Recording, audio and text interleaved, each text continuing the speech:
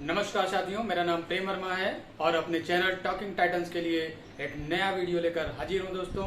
ये वीडियो दरअसल करीब जाना चाहिए था टीचर्स डे के मौके पर, लेकिन समय अभाव या कुछ और कह लें उसकी वजह से ये वीडियो डाउनलोड नहीं हो पाया।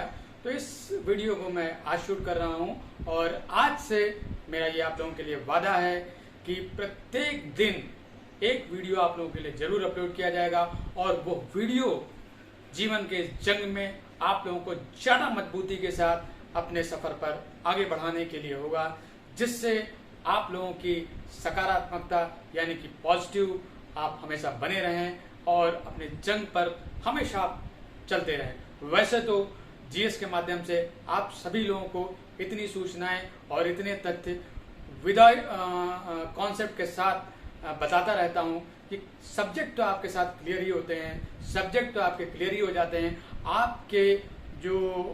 आपका जो नजरिया है, आपकी जो सोच है, वो जीवन के लिए भी क्लियर रहे। इसी प्रयास में ये श्रृंखला है और मेरा वायदा है कि आज से आप लोगों को एक वीडियो प्रतिदिन जरूर मिलेगा। तो आज का वीडियो क्या है और इस वीडियो का केंद्रीय विषय क्या है दोस्तों?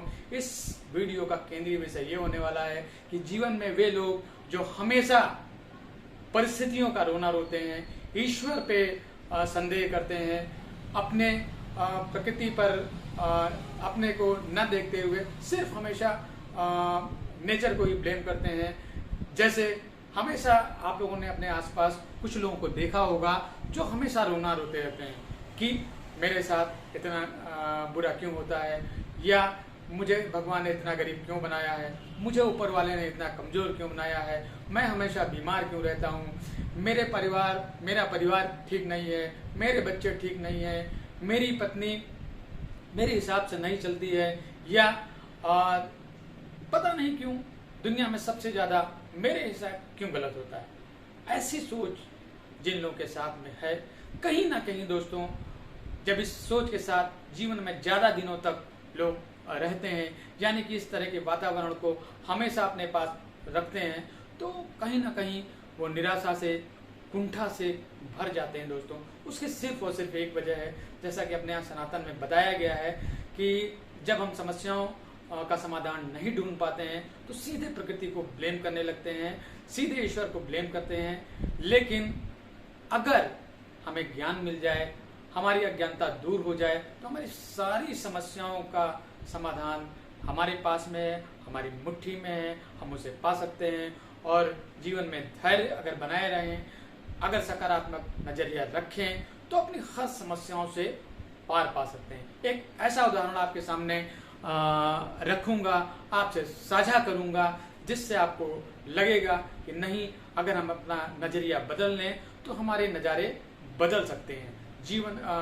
दुनिया में एक ऐसा जीवट इंसान जिसके साथ बहुत ही दुर्भाग्यशाली घटना हुई, बावजूद इसके उसने कभी भी प्रकृति को, कभी भी ईश्वर को ब्लेम नहीं किया। तो जानते हैं दोस्तों ऐसी शख्सियत के बारे में, ऐसी महान विभूति के बारे में, आखिर वो कौन था जिसका उदाहरण हमें अपने जीवन के पथ पर आगे जब हम बढ़ेंगे, चलेंगे, जब हम जीवन के युद्ध में संघर्षों से आगे बढ़ेंगे, तो हमेशा मिसाल बनकर हमारे साथ रहेगा। ये उदाहरण कौन है?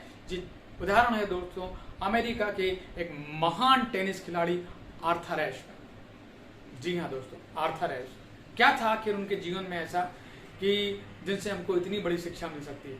दोस्तों उनका जीवन एक समय में बड़ा वैभवशाली रहा। लॉन टेनिस के बहुत ही महान खिलाड़ी थे, लेकिन कुछ घटनाओं की वजह से उनके जीवन का जो पटाक्षेप हुआ, जो जीवन का अंत हुआ, बड़ा दुर्भाग्यशाली रहा। लेकिन फिर भी उनका नजरिया देखिए आप। तो इस खिलाड़ी का जन्म दोस्तों, आर्थर एश का जन्म अमेरिका के वर्जीनिया राज्य में 1943 में हुआ और 1993 न्यूयॉर्क में, अमेरिका में इनकी मौत हो गई।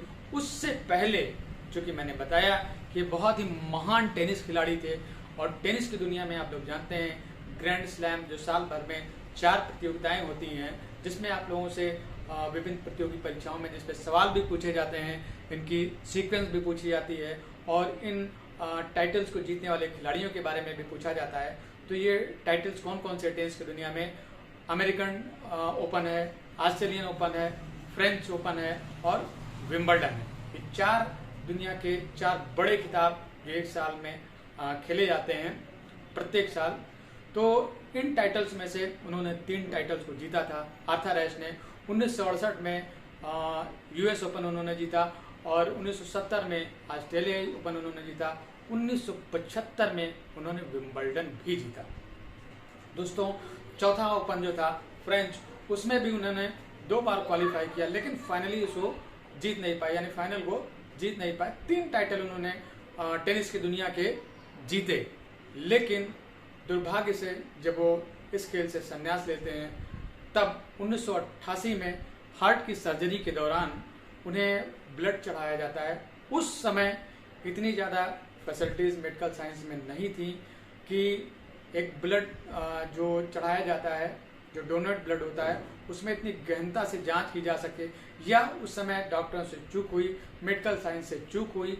उन्हें जो ब्लड चढ़ाया गया वो HIV संक्रमित था, यानी कि जो ब्लड उन्हें चढ़ा दिया गया उन्हें HIV न होते हुए भी वो HIV पॉजिटिव हो गया, यानी जिंदगी में लेने के देने पड़ गए। और 1988 के बाद 1992 में उन्होंने इस चीज़ को सार्वजनिक कर दिया कि मैं HIV पॉजिटिव हूँ, और इस वजह से HIV पॉजिटिव हुआ। जब दुनिया को ये चीज़ पता चली, दुनिया में हाहाकार मच गया, क्योंकि आर्थर एश टेनिस के एक ऐसे खिलाड़ी थे जो बहुत ही भद्र माने जाते थे। टेनिस में बहुत ही भद्र खिलाड़ी माने जाते थे टेनिस के। और जब यह खबर दुनिया को लगती है, दुनिया में बिल्कुल तहलका मच गया। टेनिस खिलाड़ियों को मान लो तो काटो तो खून ना हो, इस तरह की घटना थी।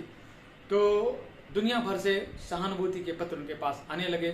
उस समय मोबाइल का जमाना था नहीं दोस्तों, सूचना और संचार इतना एडवांस नहीं था। फिलहाल वो USA था, लेकिन फिर भी इस तरह का क्या कहते हैं नेट का जमाना, इंटरनेट इतना ज़्यादा सार्वजनिक नहीं था, इतने ज़्यादा मोबाइल्स का उपयोग नहीं होता था। तो लोग उस समय भी पत्र लिखते थे, उनको भी बहुत सारे पत्र आए, लेकिन डॉक्टर्स की एडवाइस थी, कमज़ोर होता हुआ शरीर था, समय की बाध्यता थी, तो उन्हें बस खाली वो पत्र सुना दिए जाते थे, उसके जवाब वो नहीं दे पाते थे। लेकिन एक पत्र उनको ऐसा मिलता है, 16 वर्षीय नवयुवक का पत्र, जिसमें उसने ईश्वर को ब्लेम किया, प्रकृति को ब्लेम किया कि आप इतने अच्छे टेनिस खिलाड़ी, इतने शानदार आदमी, आखिर भगवान ने आपके साथ इतना बुरा क्यों किया? अगर ईश्वर मुझे मिल जाए तो मैं ईश्वर से सवाल करूंगा कि उनके साथ ऐसा क्यों किया। अगर करना ही था तो मेरे साथ कर देते, उन्हें छोड़ देते। कुछ प्रशंसक, कुछ फैन ऐसे भी होते हैं। तब आर्थर एश को लगा कि नहीं, इस सवाल का जवाब मुझे देना ही चाहिए, वरना लोग हमेशा प्रकृति को और ईश्वर को खोजते रहेंगे। इस परिस्थिति के लिए उन्होंने उसका जवाब लिखा, और इतने शानदार नजरिए वाला वो जवाब था। प्रकृति के लिए, ईश्वर के लिए क्या नजरिया होना चाहिए, ये आप देखें, और अगर हो सके तो अपने नजरिए में सुधार करें। वो पत्र जो था वो एक ऐसे नजरिए का एक नजीर बन गया, मिसाल बन गया, और उस पत्र को विंबलडन के सेंटर कोर्ट नंबर 1 पर ग्रेनाइट पर उकेर दिया, ताकि आने वाले लोग उसे देखें, पढ़ें और एक स्वस्थ नजरिया विकसित करें प्रकृति के लिए, भगवान के लिए। उस पत्र में था क्या दोस्तों? आर्थर एश ने लिखा कि इस दुनिया का 50 मिलियन बच्चा टेनिस खेलने का सपना देखता है, और उन 50 मिलियन में से 5 मिलियन लोग, जो 5 मिलियन बच्चे होते हैं, वो टेनिस का रैकेट पकड़ पाते हैं, और उनमें से भी 5 मिलियन लोग जो टेनिस पकड़ते हैं, उसमें से केवल 5 लाख लोग ही टेनिस को जो है स्कूल और कॉलेज तक आगे ले जा पाते हैं। और इन 5 लाख लोगों में से भी केवल 50,000 लोग प्रोफेशनल टेनिस को खेलते हैं, और इन 50,000 लोगों में से भी फुल टाइम केवल 5,000 लोग टेनिस को प्रोफेशनली खेल पाते हैं, और इन 5,000 में से भी केवल 500 सौभाग्यशाली लोग विंबलडन में खेलने के लिए आते हैं। उन 500 सौभाग्यशालियों में से सिर्फ 4 खुशनसीब ऐसे होते हैं जो सेमीफाइनल खेलते हैं, और उन 4 में से भी केवल 2 ऐसे सौभाग्यशाली होते हैं जो फाइनल खेलते हैं। और सबसे बड़ा सौभाग्यशाली तो वो होता है दोस्तों जो लास्ट में फाइनल की ट्रॉफी उठाता है, विजेता की ट्रॉफी उठाता है। और ईश्वर ने मुझे 3 बार ये मौका दिया, एक बार US ओपन में, एक बार ऑस्ट्रेलियाई ओपन में और एक बार विंबलडन ओपन में।